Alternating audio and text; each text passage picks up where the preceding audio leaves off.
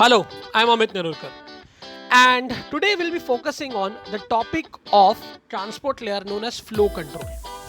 Now, what exactly is flow control? Flow control is the process which regulates how much amount of data a sender can send and how much amount of data a receiver can receive.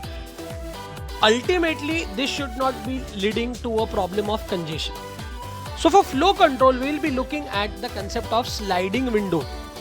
So as you can see in the diagram, I have two windows. One is known as left window and one is known as right window.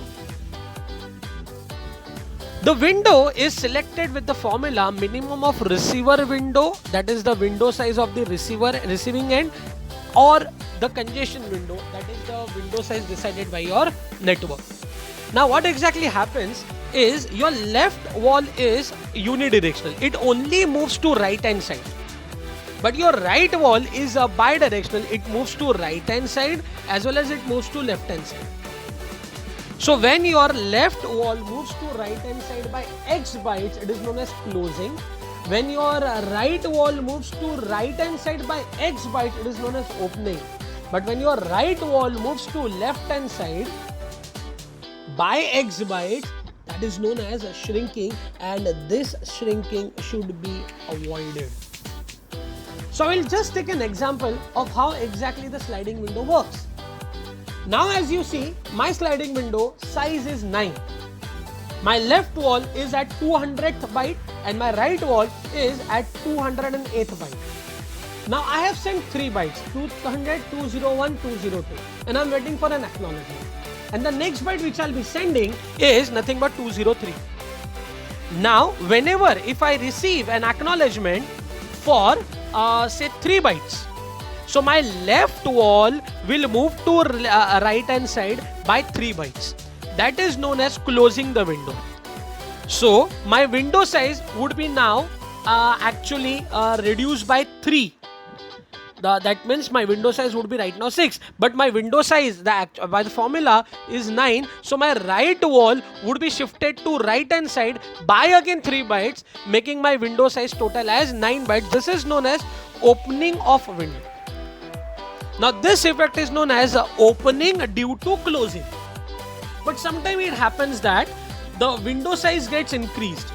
So for example, if the window size gets increased from 9 to 12, then what exactly what would happen is the right hand side of the window would move to right hand side by 3 more bytes, and this is known as opening as the window size increased. And sometimes it may also happen that the window size is decreased. In that case, as I've already told you, your left wall will never move to left hand side, but your right wall will move to left hand side, causing the issue of shrinking. So further to take an example, initially if you see, I have sent 20, 201, 202. Now I have received acknowledgement for 20 and 201, and hence my left window was moved to right hand side by 2 bytes. So my left window is right now at 202. My right window was moved to right hand side by 2 bytes. So my right window is at 210. So this was closing and opening effect. Sometimes it happens that my window size, which was initially 9, now it got changed to 12. So in this case, my right window will move to right hand side by 3 bytes. And this is known as opening as the window size increases. And finally, as my window size is decreased, my window size becomes 5. Initially, my right wall was at 217 byte. Now it is further reduced to 214, and this is not an acceptable situation. This process is known as shrinking. So this was a quick overview on how exactly the flow control happens. For further updates on CN concept video, please subscribe to my channel Amit Nerurkar. And for flow control, further you can watch a concept of syndrome created by sender, syndrome created by receiver, and silly window syndrome in my channel. Thank you. This is Amit Nerurkar signing off.